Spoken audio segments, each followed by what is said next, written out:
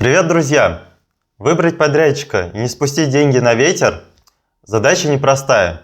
Сегодня уйма агентств и фрилансеров предлагают услуги, завлекая стоимостью, сроками, экспертизой. Но где гарантия, что проект будет реализован именно так, как вы это запланировали? К сожалению, нет панацеи от недобросовестных подрядчиков, но есть моменты, которые помогут значительно уменьшить ваши риски. Об этом мы сейчас вам расскажем. Поехали!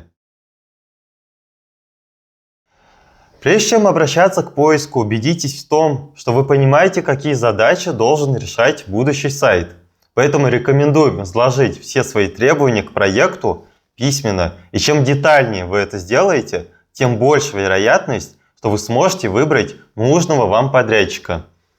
Заподозрить неладное можно еще на начальном этапе коммуникации. Например, если исполнитель не попросил заполнить бриф или не сформулировал его вместе с вами, стоит сразу сомниться в его профессионализме. Расспросите про процессы. Если разработчик не может описать, как будет выстроен процесс работы над проектом, это триггер, который должен насторожить. На что стоит обращать внимание при выборе? Стоимость. Безусловно, важный фактор при выборе будущего подрядчика. Но помните, что за низкой стоимостью могут скрываться либо недобросовестные подрядчики, либо неопытные подрядчики. Привлекая их, вы можете получить крайне низкий результат, а то и вовсе остаться без проекта. Если вы хотите узнать, какие проблемы могут возникнуть при выборе подрядчика по цене, подпишитесь на наш канал, и мы об этом расскажем в ближайшем видео. Идем дальше. Кейсы. Если у разработчика нет релевантных кейсов, то это несет дополнительные риски.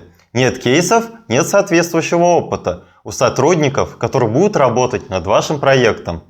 Стоит оговориться, что под релевантностью больше подразумевается технически составляющая часть, а не направление услуги заказчика. Например, если разработчик делает только лендинги и сайты-визитки, навряд ли он сможет качественно реализовать проект по разработке интернет-магазина или новостного портала.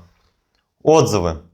Посмотрите поисковые системы. Что пишут о подрядчике клиенты и сотрудники? Дает ли он обратную связь? Рекомендации. Возьмите 2-3 контакта состоявшихся клиентов подрядчика, к примеру, из портфолио, и попросите у них рекомендации. История. Чтобы убедиться, что потенциальный подрядчик является добросовестным контрагентом, можно посмотреть через информационные системы его историю, в том числе по судебным процессам, если таковые были. Смета. Убедитесь в том, чтобы смета была максимально детализирована. Давайте разберем на примере сайта визитки. Стоимость ТЗ. Смотрите на техническое задание. Если оно составлено как попало, с ошибками, нарушением логики, то и проект по нему будет реализован точно так же. Стоимость дизайна. Обязательно с указанием количества страниц. Отдельно мобильная версия, если есть необходимость. Стоимость верстки. Включена адаптивность под мобильное устройство. Стоимость лицензии на систему управления сайтом.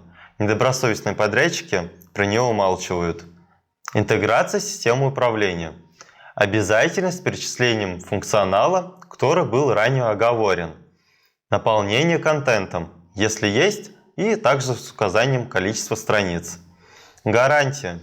Убедитесь, что подрядчик дает вам следующие гарантии. Гарантия соблюдения сроков. Полная передача проекта в ваше владение и на вашем хостинге. Гарантия на оказанные услуги. И также следует убедиться, что все данные, домен, хостинг, лицензия зарегистрированы на вас или на вашу компанию. Оплата. Лучше всего, когда оплата производится поэтапно. Для вас это снизит финансовые риски, а для подрядчика будет мотивация в быстрой реализации проекта. Договор. Крайне рекомендуем работать по договору. Без него что-либо доказать в суде будет очень сложно. Внимательно прочтите условия оплаты, гарантии, ответственность и порядок приемки работ. И очень важный момент.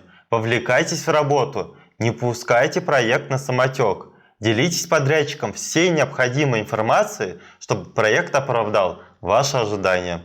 Друзья, на этом все. подписывайтесь на наш канал, и мы будем делиться с вами советами, как использовать интернет-маркетинг по максимуму. Всем пока-пока!